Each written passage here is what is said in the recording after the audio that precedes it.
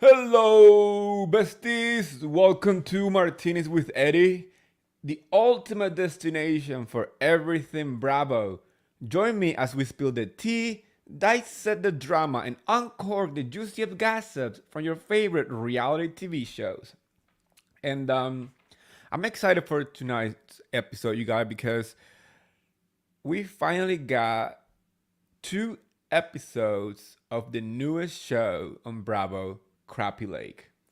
And when I say I'm obsessed, I'm obsessed. I'm happy with what I watched last night. I'm excited for what is coming. And honestly, we're going to be diving into that new show. Also, um, are you guys watching Atlanta and feeling the same way that I feel? I'm not sure how we are already halfway through the season, and I think I'm not really enjoying what's happening. And I hate to say this when Atlanta is truly one of the crown jewels from Bravo. You know, for many seasons, pretty much the whole entire franchise has been unmatched by other franchise when it comes to viewership, fun, shade, pettiness, and all the stuff that makes a good housewife show. There are some housewives pulling more weight than others. There are some that their storylines are not hidden. And then there's Marlo, who always does the most and for no goddamn reason. I mean, do I like Marlo? Uh, I mean, I don't know. I'm not really sure because to me it feels like she works better as a friend of than as a full-time housewife. But I have my I don't know. I feel like the more that she does, the more produced and forced it looks like. Especially now that she's like dating somebody. I don't understand how she went from seeing this guy from one episode and suddenly she's talking about him like he's gonna get like if she was going to marry him or something. Seems to me once again that she's doing the most. The episode started with a fun segment with Kenya, Moniera, and Brooklyn. Kenya's daughter. They are filming a commercial for Kenya More Hair Care, and she's embracing her brand. That's what I like about Kenya. Kenya knows how to brand herself. She knows how to sell products. She knows what the public wants, and when it comes down to Kenya More Hair Care, even the drum line and the iconic, you know, Kenya More Hair Care, it's something that she understands. We saw her talking to her guy, Roy, when he brought her some food. It seems like he owns some kind of like health focused restaurant or type of you know business. And as she's explaining to him, she said like, yeah, it's an iconic chant that my fans say when I'm around, so this is what I do. That's the type of stuff that I'm always waiting to see in a housewife. I like my housewife when they take what is popular with the fans and embrace it and make a business out of it.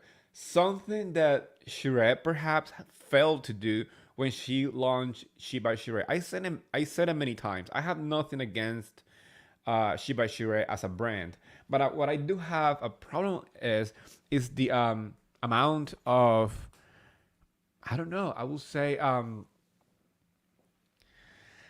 not so great product for the price that she's trying to sell it, and not understanding that her fans might not want to buy a $300 sweatshirt or jogger pants. If she embraced um her moments as a housewife, she will have like a more iconic like t-shirt line or stuff like that. I know that's typical, and if she wants to focus on fashion, maybe she should have looked into something else than those Sheen copy jogger pants. I mean joggers. I just say like yoga pants mixed with joggers, so I say jogger. Like that's like the funniest shit I said so far. But yeah, I don't want to lose track, but I mean that's even part of the whole thing with Atlanta right now. I tend to lose track with what's happening on the show because I feel like stuff are happening, but nothing is happening.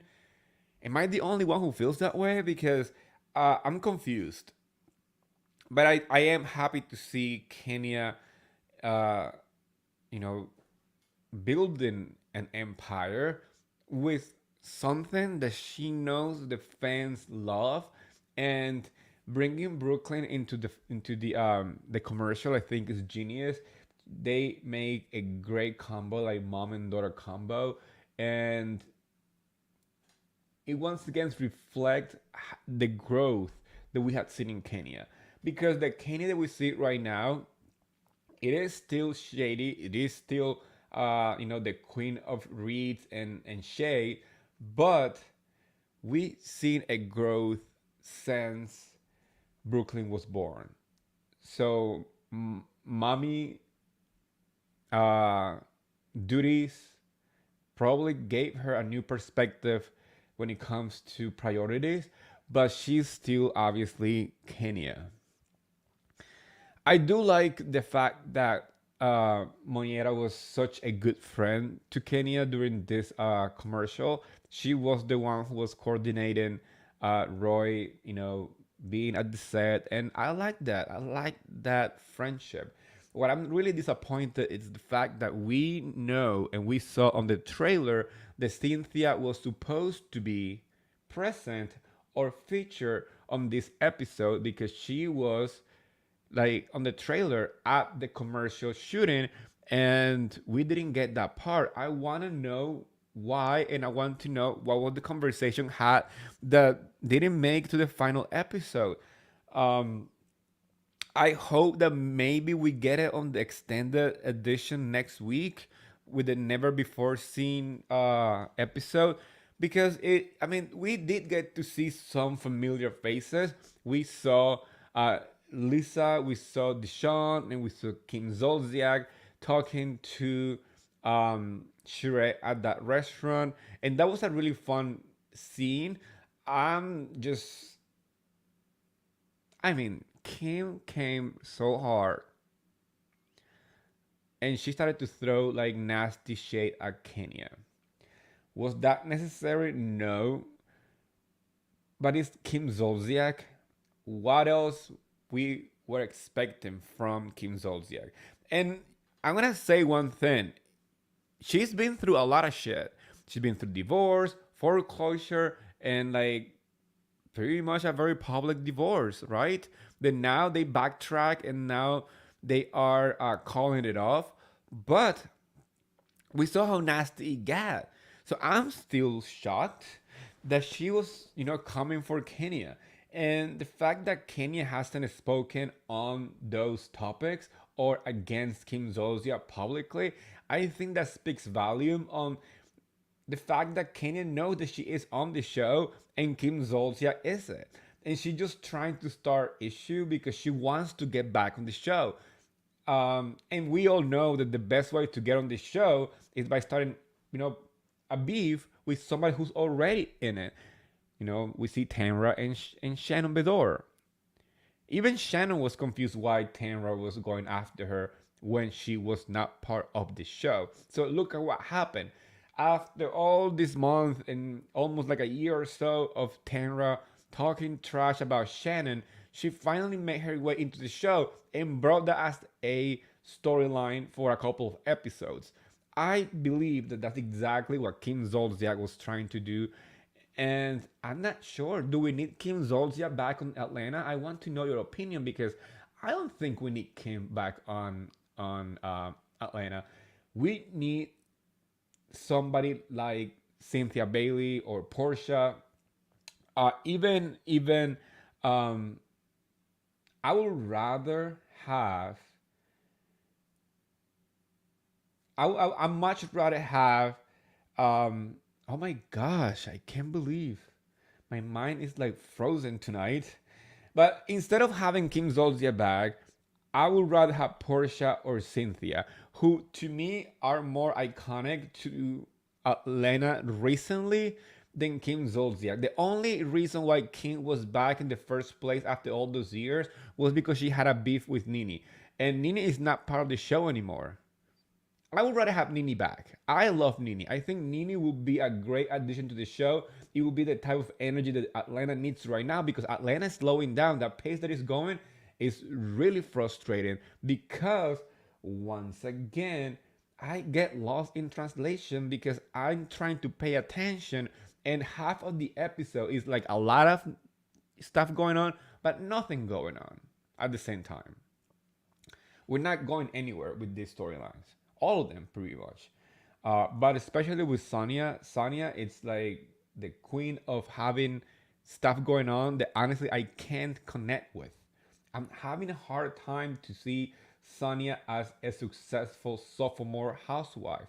She might have done something on her first uh, season, but this season in particular, I mean, if she gets asked back for next season, I will be surprised because I posted on my Twitter and a big majority of people who commented felt like her stories are flat. She's not that interested, and you don't have to be loud and dramatic and doing the most to be interesting.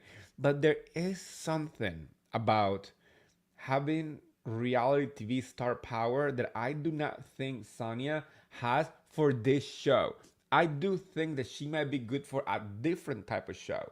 Maybe her own show with her family might have like a good run and a different feeling. And that's another stuff that I've noticed on Atlanta lately. It feels so disjointed that it's like watching different shows at the same time where nothing is connected, right? Um, it's like, for example, last night we had a fun event. We did get that part. I'm not gonna deny the fact that that Mommy Nation event was fun. But who made it fun? Kenya Moore, Kenya Shea, calling out Shire for hesitating on raising the bottle to donate money, saying like, "Ha, she sold many joggers. You can donate something to the families in need." So that kind of stuff was what he made it fun. But this was supposed to be Sonya's moment of like shine. This was her event, and she needed somebody else for the event to be fun. And that's the type of energy that I get from her. She might be great as a friend of. Like that's another person that if the producers want her back, I will bring her back as a friend of because not even her family issues are interesting. And she has a lot of them. It's not like she doesn't have anything going on the show because she does have, the argument with her sister, the argument with her brother-in-law, with her mom, and now we know that she's pregnant and stuff like that. So she does have a lot of storylines to like kind of like drive her in this season, but still it's like she's driving a manual car and she doesn't know how to drive it.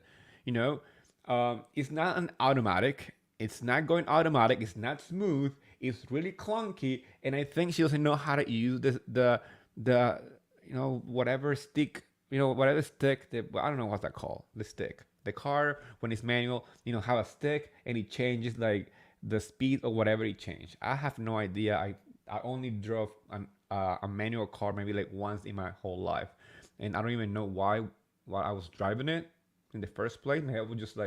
I was like in my teenage years, and I think we were somewhere where there was a manual car, and I just wanted to test it out, and it was a hot mess. And that's what I'm saying. If you don't know how to drive a manual car, don't even try it. So that's how I feel like Sonja is doing. She has so many good um, storylines that she can grab from, but none of them are landing with the viewers because she doesn't have that energy that is very, you know, typical from Atlanta, where pretty much all the ladies were stars. And that's another big issue that I'm having this season too. It's really hard to uh, to see star power when the vets are doing what they usually do, which is being stars. Like Kenya Moore, we have Candy, and we have Shire. Even though Shire is also, I don't know what she's doing. This argument that she's been having with pretty much like, Drew, and always being with Marlo, it's not going anywhere either. But we do know that she's gonna have a big argument with uh Kenya for the guy that she's dating, right? It's that's not resolved yet. That was spoken on the first few episodes. We saw a big blowout, and that was it. But I'm 100% sure it's gonna be brought up later on. And we also know that Drew is gonna be a little more the center of the attention, because then the whole Ralph and Drew heading to divorce happened. Which brings me to the question. I mean, what is happening? That none of these stories are landing with the viewers. And there is, like I said before, there is too much and nothing at the same time. I don't know if you feel that way too. I want to know your opinions, because Atlanta used to be one of my favorites to watch, and now I'm literally fast forwarding it. At this point, I'm fast forwarding the episodes. Like, I watch them live, obviously, to like live tweet, and I pause and I take pictures and I post my tweets and stuff like that. But I usually rewatch the episodes the next day to make sure that I get, the bigger picture when I'm not stopping, and going back and going forward. I just watch the episode. I'm not doing that with Atlanta, because I can't sit down twice and trying to capture whatever they're trying to sell me, and I'm not getting it. You know, we need people like Phaedra. I know that Phaedra now is going to be married to Madison, which I think is amazing. I think she's gonna shine in that show. But that's the type of stars that we had back in the day. That was a great ensemble because everybody was so involved in the drama, but at the same time, we remember iconic moments from one of each of them on those seasons. I'm still trying to remember right now one iconic moment from this season in particular, and nothing comes to mind. And my biggest issue is that, once again, I'm not a big fan of Marlo, but she's the one doing the most. But the problem is that she's doing the most, but it feels fake. It feels produced. Her commentary, when she was sitting on that table, um, and kind of criticizing Kenya, it felt so left field. It didn't make any sense. They haven't even interact, and she was making fun of Kenya's dress, and I'm like Marlo, you can't make fun of Kenya wearing that red dress when we had you in the last season wearing like what it looks like a strawberry dress. Remember that like big ruffle with like studs that she wore for like her what's it called, l'arcade or whatever business she has. um yeah, I mean, yeah, that was so left field. And I don't know, I once again, the only moment that I felt that I was having a good time watching was, believe it or not, that scene with Kim Zolciak, Lisa, and and Deshaun, because they were showing clips from previous seasons. They were showing clips from the first season they were on together. Remember, those were the OGs from Atlanta. That is a different set of housewives. I'm just really sad to see the erasure of Nini from previous episode. Obviously, that was uh, kind of like obvious that was going to happen. Um, but Cynthia too, I'm not okay with that part. I wanted to see Cynthia with Kenya. That's the type of interaction that we need. I want to see more of that. I mean, that's why I enjoyed that dinner between Kim, Lisa, Dijon, and Shire, because the current cast doesn't have that magic, doesn't have that maybe connection. I wonder if because the old cast knew each other for longer, or they have longer friendship with each other, uh, maybe that works better for the show. But it's I don't know, you guys. I'm really hoping that now that we got to the mid-season trailer, things get better. Because I would hate to see Atlanta going on the same route as New York. Even though I'm very excited about the new New York, don't get me wrong, I'm very excited, and I'm gonna share with you the taglines that we got today. But what I'm trying to say is Atlanta is not on the same place as New York pre-reboot. You know, it's not on the same place. It's not like it's hard to save. It's not like you need a hardcore reboot. I think maybe Atlanta, what it needs is bringing some familiar faces back on the show. Maybe Atlanta is one of those franchises that it works when the friends and the cast know each other for a long time and are really invested on each other's lives. Um, Once again, Sonia is an example of somebody who was interested on her first season, even though I was not a huge fan of Sanya.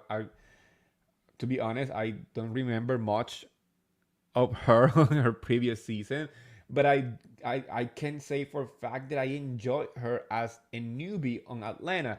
But on this season, she has dropped a peach. She dropped it, and she's giving me like, I mean, not to that point, but she's giving me the same vibe that I got with Diana Jenkins on Beverly Hills, even though she was only a one season wonder.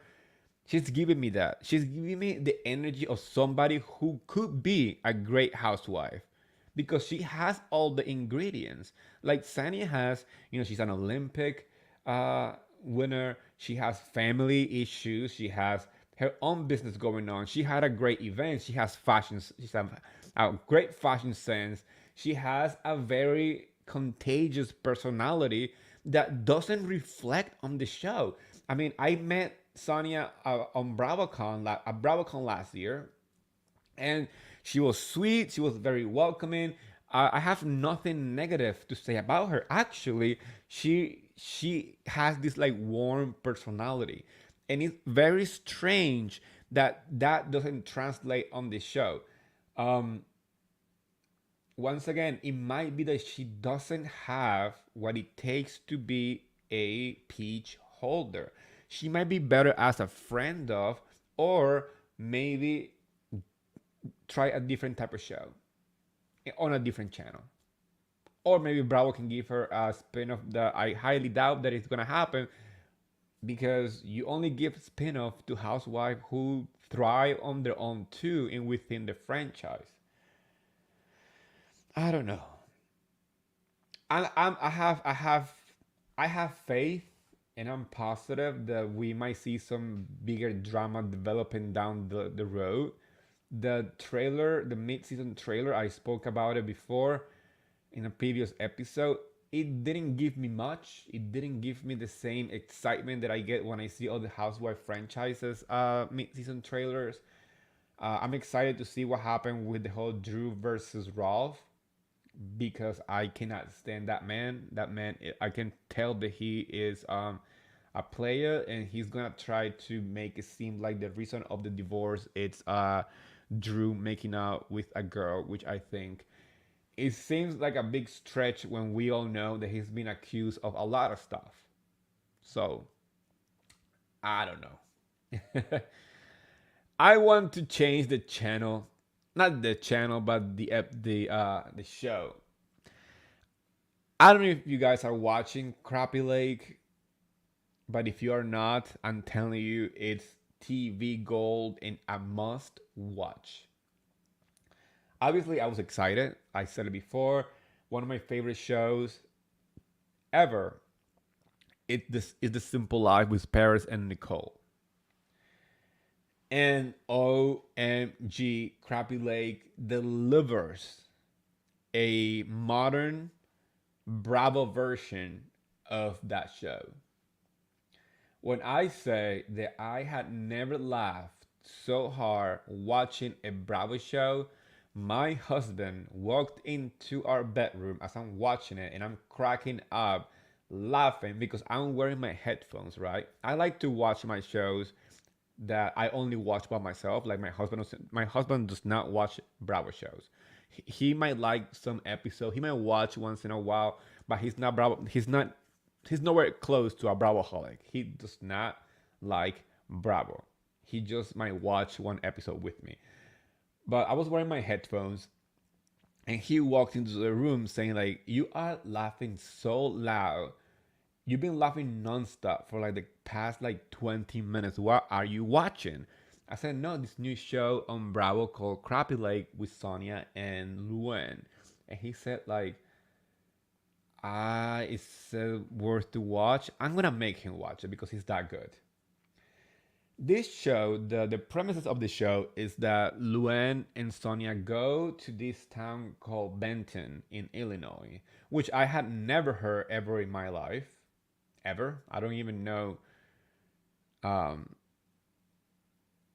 Honestly, if you ask me where Illinois is located in the map, I'm not even able to find Illinois, let alone Benton in Illinois. So, yeah, the episode start with the owners of the motel where Sonia and Luen are going to stay, and they are hanging like a little sign saying "Welcome Hollywood." And all I'm thinking is, they're not Hollywood; they are New York City. It's a different vibe. Let's get it right. Let's get it right.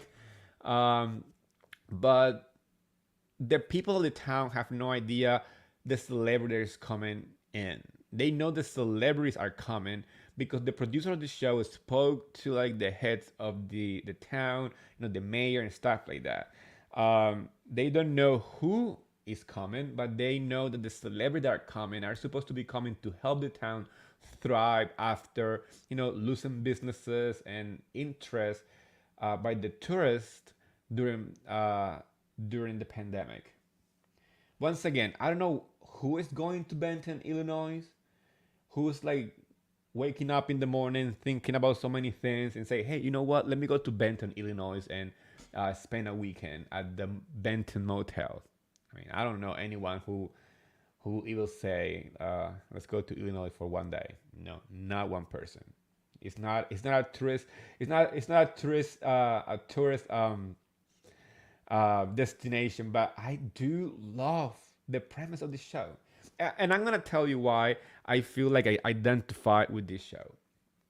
Funny story. Um, I am a city guy. I was born in a city in Madrid, Spain, right? A big city.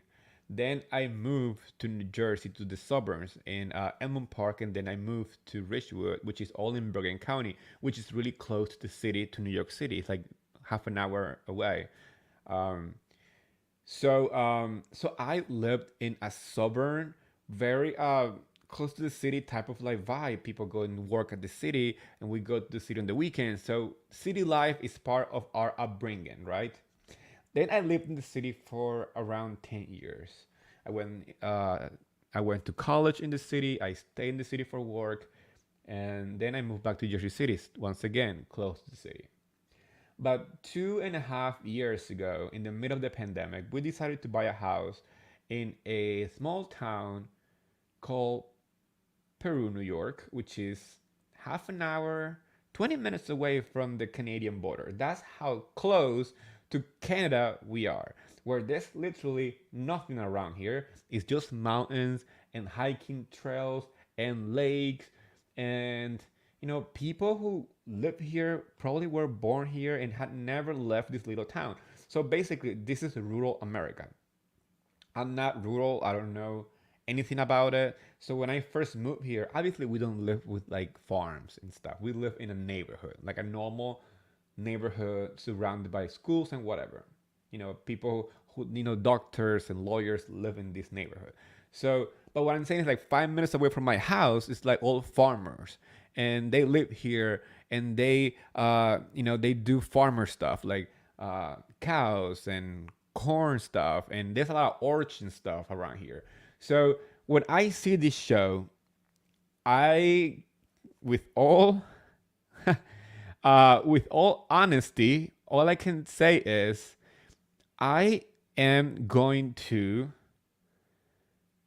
laugh a lot because the situation they show you on the show are stuff that I experience in little bits. For example, first of all, I want to give a special shout out to James Thomas for becoming my first and newest member of my YouTube channel. Thank you so much, James. I appreciate you for the love. You guys, yes, I have a YouTube members only section and I'm posting my first video this week. I'm gonna do a top 10 of Beverly Hills episodes where I'm gonna recap and talk about those episodes. Each week is gonna be a new video, and also it's gonna include behind the scenes. And like I mentioned before, my members only YouTube section is going to get a lot of content exclusive from BravoCon because I'm going to be hanging out with all the Bravo Labs on the SVIP lounge. So fun content that you will only see on my members only section. So Jane Thomas, thank you so much for the support. I truly appreciate it. But like I was saying, Benton has a motel called the Benton Motel. And if that's not the most small town living situation, I don't know what else. Every single business in a small town, every single one, it's either the name of the town, like for example, my area is called Peru. So there is the Peru hairdressing salon, the Peru, I don't know, dog, care, or the Peru orchards. So that's what it is. It's so small town that I was laughing when I first moved here to Peru. I was shocked to see how many stores are named after the owner, like the Susan Sandwich Shop or Brian's Hardware Store, or the last name like there's the Rolf Orchard, which is owned by the Rolf family, and it has like a million stores where they sell like pies and stuff. So that's the kind of stuff that I appreciate about this show. When they arrived, there's a moment that I was dying laughing. Is when they arrived to the airport. There is people waiting for Sonja and Luann to arrive, and Luann think that those people are protesting something. She really thought that the people waiting for her and for them were protesters, and Sonja's like, no, those people are waiting for us. They're waving. Like, why are they waving at us? And the people were like, who are those ladies?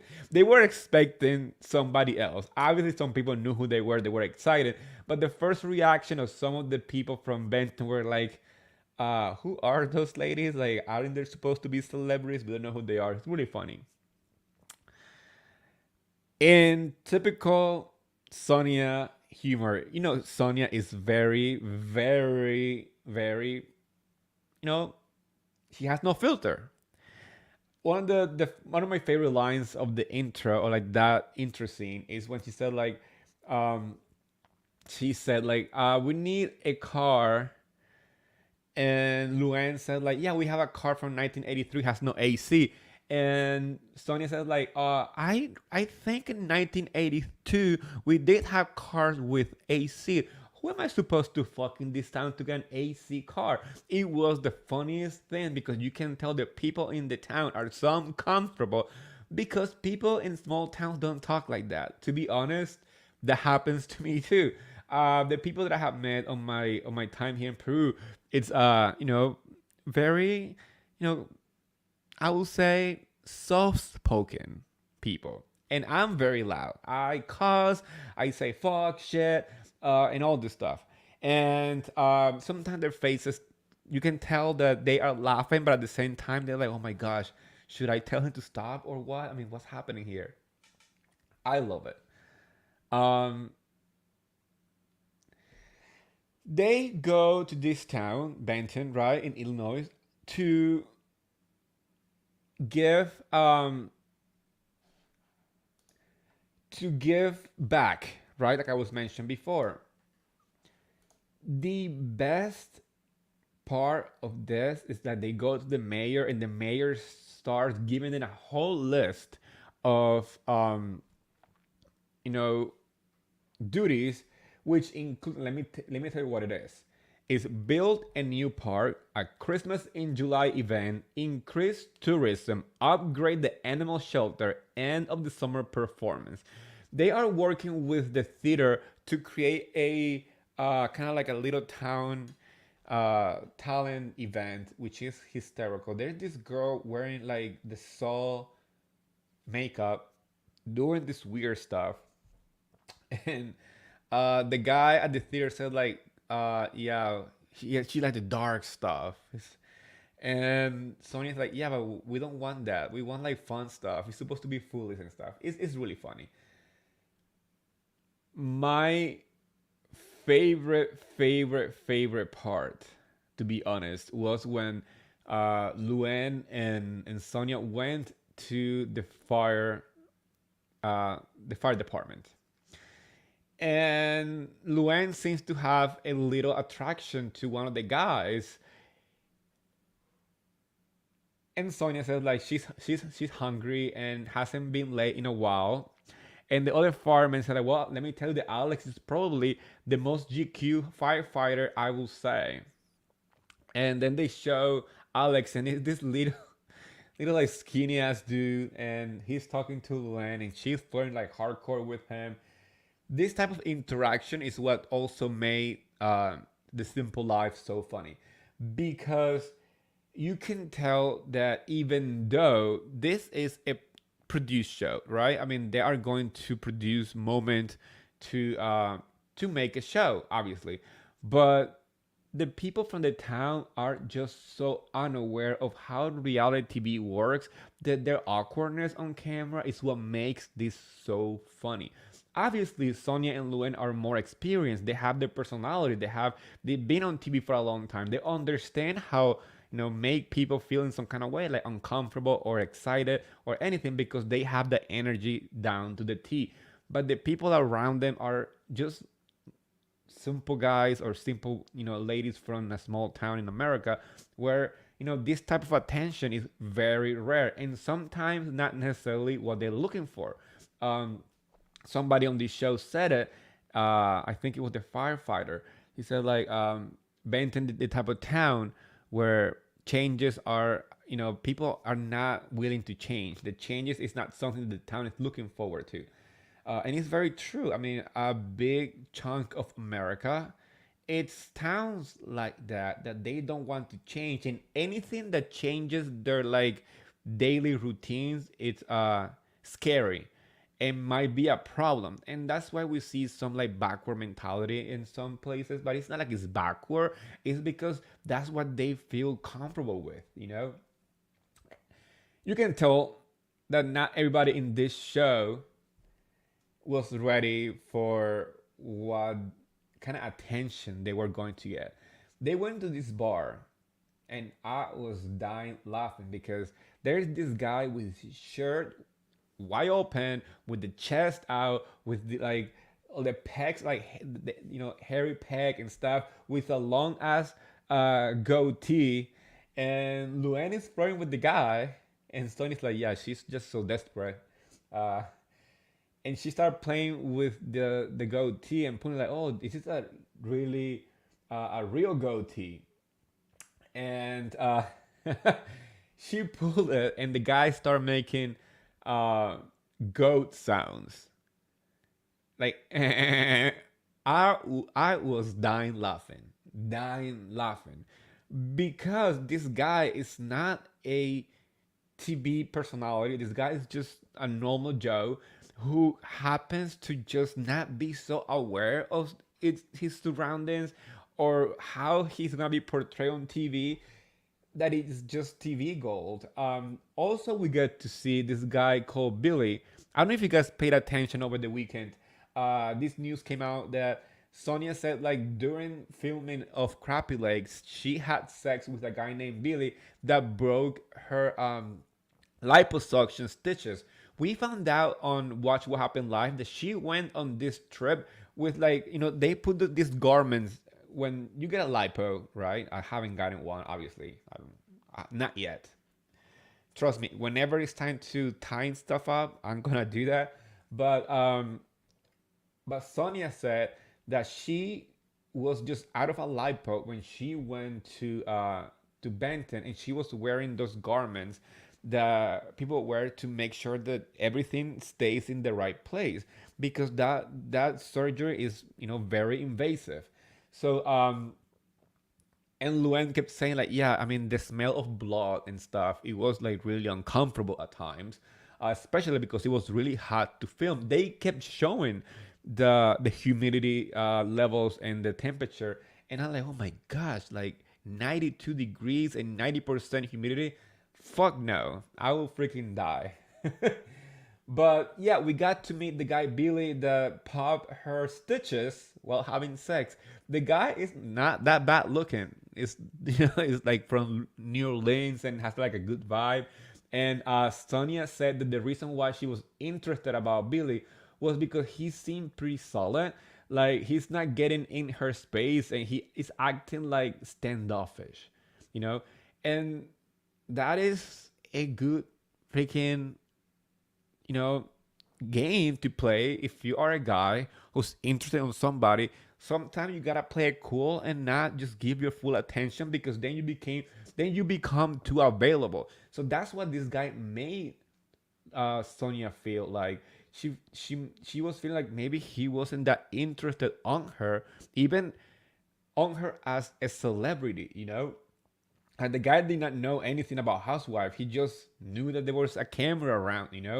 So he probably assumed that they were famous people, but he didn't know who they were. So that was really, really kind of like what got him to take Sonia home. We see at the end of the episode when she's like really drunk, leaving the bar with Billy, and she gets in his truck, and she said, like, oh, your truck is bigger than Luan's. Don't tell her that.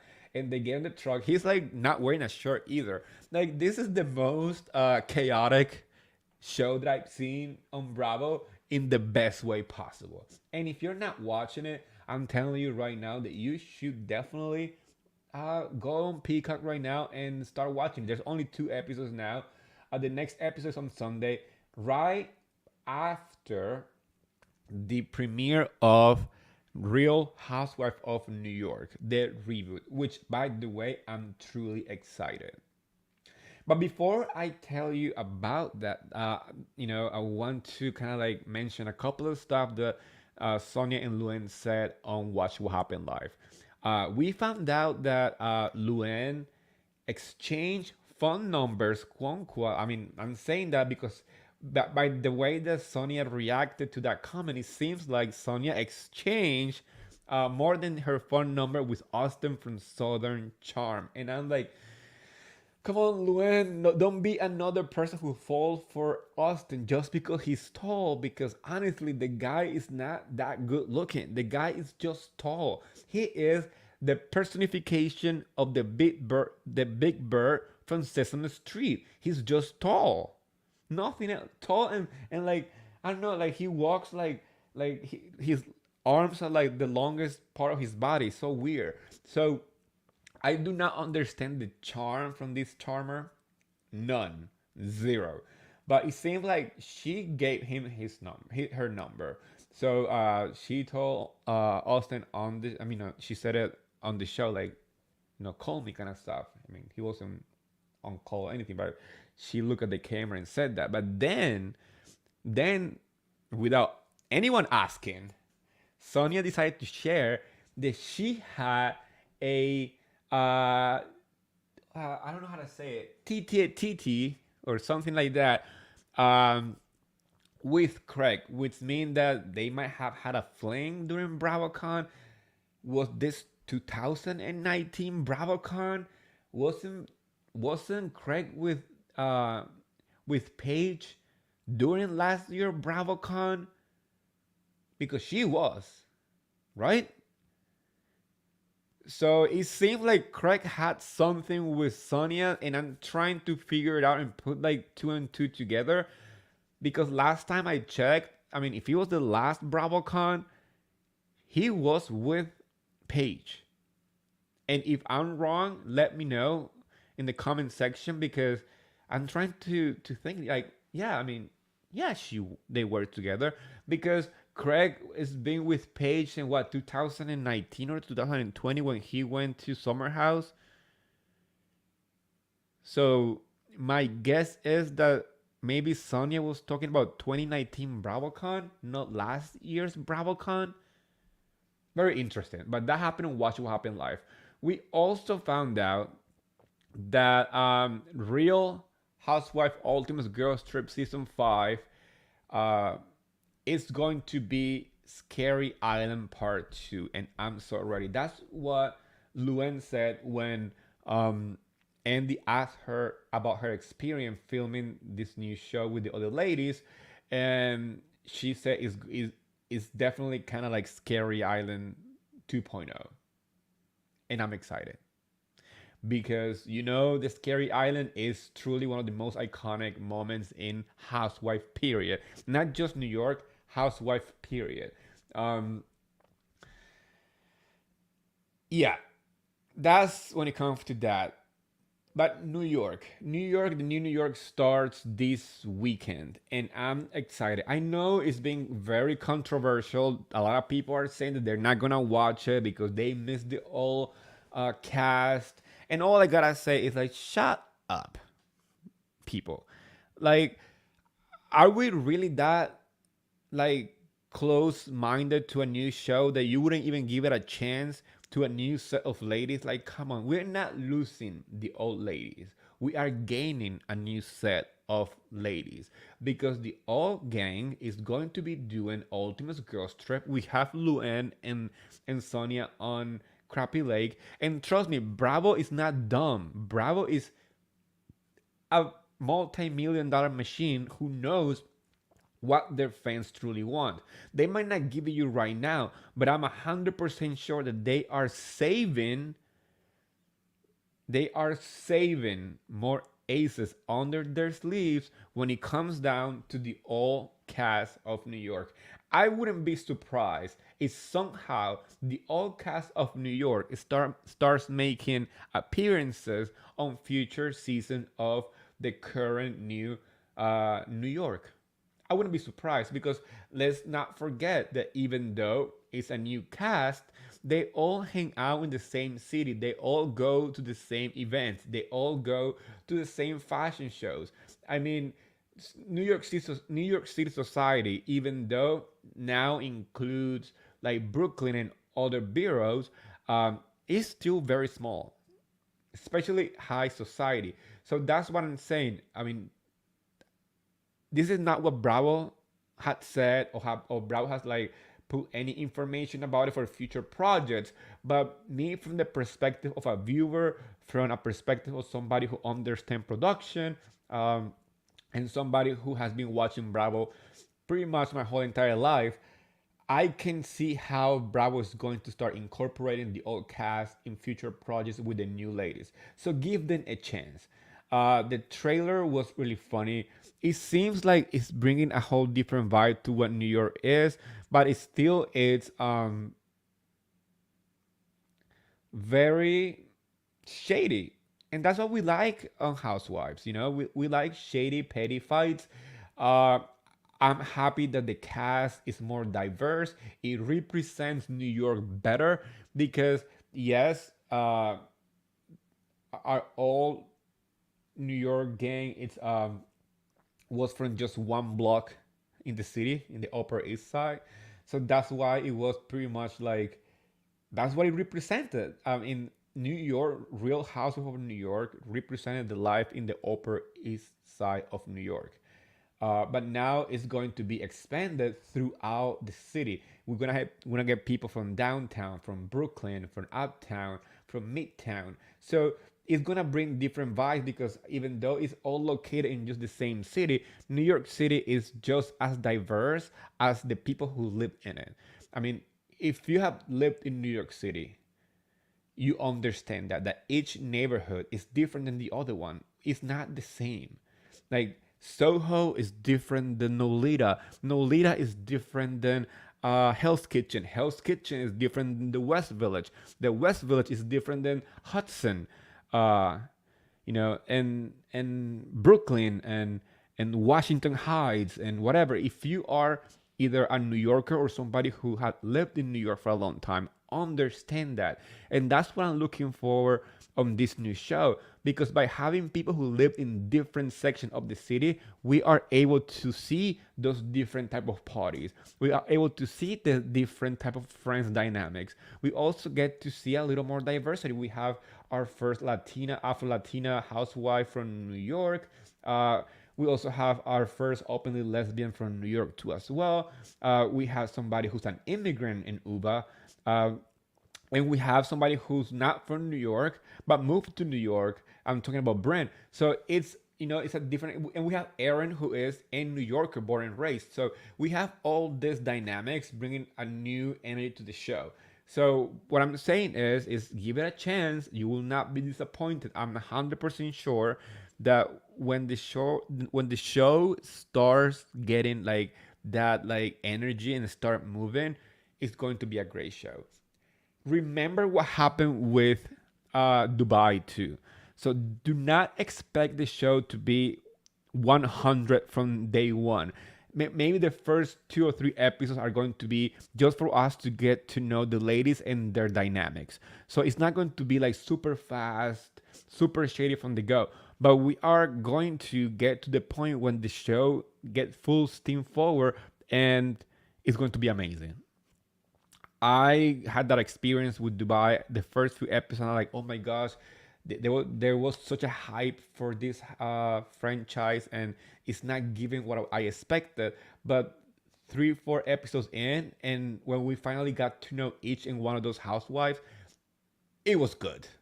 It became really like one of those franchises that it was so different that it was amazing, So that's what I'm looking forward on this new show. I'm just sharing this information with you guys because I do not want you guys to miss the opportunity to embrace a new set of housewives without truly giving it the chance. I know that it's hard to forget about the old New York because we all grew up watching it. It's been 13 years of the previous ensemble and the previous dynamics and this in that setting where that group brought their friends and they brought their friends, and that's how New York came to be, and that's why it's so funny. So trust me, it's going to be just like that, but it's going to be a more diverse, interesting group of ladies. Once again, people are saying that they are just um, influencers. Read their bios. They are not just influencers. Actually, there's only one person on that cast that is an influencer. That's their job. But the other ones have, real estate jobs, philanthropic jobs, jobs in fashion. So yeah, And not just job in fashion, like, oh, I'm a blogger, or I post my cute outfits on the internet. No, no, no. We have, um, for example, Jenna. Jenna is it was the head of J. Crew, so it's people who know about the business. People have been working in this business. So that's another plus when it comes to this show, because a lot of new housewives are just housewives. They didn't have a job. They were just staying home moms or stay home housewife. That obviously, as the show became more popular, they started to like do their own businesses, but they didn't come into the show as a business woman. You know, this set of women comes into the show with real jobs. So that is interesting to me, at least. So today we were blessed with the intro. If you haven't watched the intro, you can find it on my Twitter account or my Instagram account, or now on Threads. Yes, I have to be on everything. It's you guys, and this is hard. I mean, I want to say this just because I feel like I know you guys, and I can tell you all the behind the scenes moments. This is Martini with Eddie is a one show man. I don't have assistant. I don't have anybody helping me moderate my social medias. No, I'm posting myself. I'm posting on Instagram. I'm posting on Twitter. I'm posting on my own website, martinywitheddy.com. I'm posting on YouTube, my podcast, all the stuff that is happening on Martini with Eddie right now is done by me, by myself. So you gotta add to it a whole new platform, which is actually really fun. I'm really enjoying it, and I'm hoping to focus a little more energy on growing that platform, because I feel like it's going to be like the most popular social media moving forward when it comes to like quick post, any threads that it's also kind of like the Twitter for Instagram, right? It's owned by Meta, and it goes alongside with your Instagram account. So yeah, I'm on Thread too, so you can also find the video of the intro on that account as well. But um, it also comes with the tagline for the ladies. So I want to read the tagline for you. My favorite tagline, and I think she ate that first tagline as a first housewife. I think not only is the best one of this group, it's only one of the best ones across the board. I love this tagline. It's from Bren with Phil. She said, I love to laugh, but make me mad, and I'll date your dad. Spin. Yeah, that's my favorite line. Favorite tagline, hands down. We also have uh, Aaron Lynn. Aaron, it says, I am a true New Yorker. The only bull I'll take is by the horns. It says, I'm a true New Yorker. The only bull I'll take is by the horns. Jenna's is, my lashes might be fake, but I definitely keep it real. You see, they're fun. I like them. I like this tagline so far. Sai de Silva, which is the first Afro Latina on Housewife, especially on Housewife of New York. Her tagline is, in New York, there's a lot of bad apples, but I'm the baddest of the bunch. It's giving me Kyle Richards in Beverly Hills in every single tagline. It's like, in Beverly Hills, and I'm in Beverly Hills, and Beverly Hills is my backyard. Beverly Hills is my playground. In Beverly Hills, in Beverly Hills. You know what I'm saying? Well, that's how I feel like about this one. In New York, there's a lot of bad apples, but I'm the baddest of the bunch. I hope Sai embrace that, and I hope like for 3 or 4 seasons, every single tagline that she has start with in New York. Yes, I want to see that. Uh, and Giselle's is, I always bring the flavor. It's not my fault. You don't have any taste. Good. And Uba is the secret ingredient. Darling, it's me. So as you can see, I mean, even the taglines. I mean, some people are saying, they're not that good. I'm like, to me, it's great tagline for a first time housewife for a first season of a reboot because they're fun. They are shading some level. I mean, every tagline, what it usually is like a tagline shows what the housewife is about, what the housewife does, or what the housewife also like uh, do for a living, making it fun. So I think like every single tagline hit the nail in those kind of departments, but hands down, brands. I love to laugh, but make me mad, and I'll date your dad. Tagline, best, the best. And I know that she's gonna eat. I know she's gonna deliver. She's gonna feed us some drama, some fun. She is. I think she's going to be the star of the show. I already get the energy from her, and the way that she interacts on social media, the way that she's very kind of like carefree. I do believe that she's going to be one of those rising stars in the Housewife franchises across the board. So, you guys, which one is your favorite? Are you gonna be watching? Because I'll be recapping. Yes.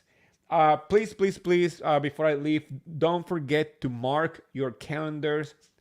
July 17th, that's next Monday at 1 p.m. I'll be going live with no other the one of the most amazing people I know, Sam from Summer House. We're gonna be having a kiki. We're gonna be having a good time.